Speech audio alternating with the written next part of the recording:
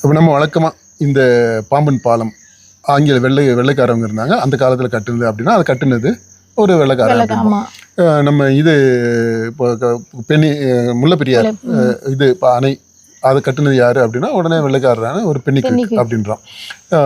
இந்த பென்னிக்விக்ன்ற அந்த கான்செப்டை மாத்துறதுக்கு தான் நம்ம ஆளு ரஜினிகாந்த் ஒரு படமெல்லாம் எடுத்து ரொம்ப அடி வாங்கினாரு. லிங்கான்ற படமா லிங்கான்னு தான் நினைக்கிறேன். அந்த படம் வாங்கி ஏதோ ஒரு நாட்டுப்பற்று மிக்க ஒரு சுதேசி ஒருத்தர் அணையை கட்டுறாரு அப்படி இப்படின்லாம் கதை விட்டுருப்பாப்புல. அதை மக்கள் ரசிக்கவே இல்லை. ஸோ அங்கே அது மாதிரி அங்கே இப்போ இந்த பாலத்தை பற்றி அஃபிஷியல் ரெக்கார்ட்ஸ்ல எல்லாம் நீங்கள் போய் பார்த்தீங்க அப்படின்னா அந்த பழைய பாம்பன் பாலத்தை கட்டுனது ஷெர்சர் ரோலிங் லிஃப்ட் பிரிட்ஜ் கம்பெனி, சிகாகோவில் இருக்கக்கூடிய கம்பெனி. அந்த கம்பெனி தான் இதை கட்டியிருக்குது அப்படி தான் ரெக்கார்ட்ஸில் இருக்குது. அதில் இந்தியாவிலேருந்து சில என்ஜினியர்ஸு அவங்கெல்லாம் கலந்துக்கிட்டாங்க, கான்ட்ராக்டர்ஸ் அவங்கெல்லாம் பண்ணிட்டாங்க அப்படின்ட்டு இருக்குது. ரொம்ப தேடி போய் பார்த்தீங்கன்னா அதில் ஒரு குஜராத்தியினுடைய பேர் வருது. கரோஜி குட்ஸ் அப்படின்ற குஜராத்தி ஒரு கான்ட்ராக்டராக இருந்து அந்த வேலையை செஞ்சுருக்கிறாரு. ஆனால் மோடி இதை என்கிட்ட தேடி பிடிச்சி எடுத்து பேரை அவர் அங்கே சொல்லலை, பேர் சொல்லாமல் குஜராத்தின்னு மட்டும்தான் சொல்கிறாரு.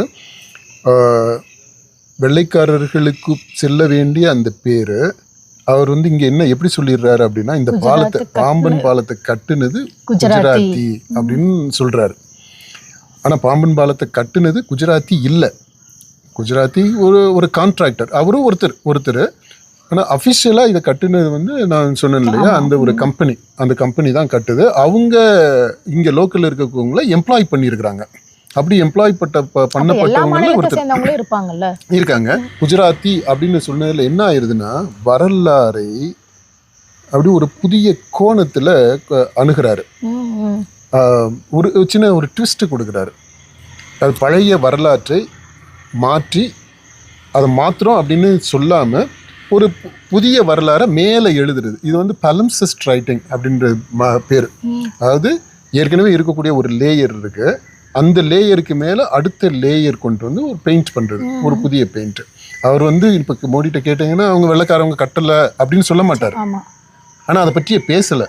அந்த லேயர் இருக்கு, அப்படியே இருக்கு. அதுக்கு மேலே ஒரு குஜராத் லேயர் வருது, அவுட்லைன் கொடுத்து ஒரு இந்தியர், அதாவது இந்தியர்களால் கட்டப்பட்டது. சிறப்பாக குஜராத்தியர்களுடைய பங்களிப்பு இருக்கு. குஜராத் இந்தியாவில் முக்கியமான இது இல்லையா மாநிலம் அப்படின்றதுனால அந்த இந்திய அப்படின்றத கொண்டு வர்றாங்க. அப்போ இந்த வரலாறை மீளுருவாக்கம் செய்வது, புதிய பார்வையில் திருத்தி எழுதுவது, அந்த வேலையினுடைய அது ரொம்ப நாசூக்கா ரொம்ப சட்டிலாக அதை மோடி செய்திருக்கிறாரு.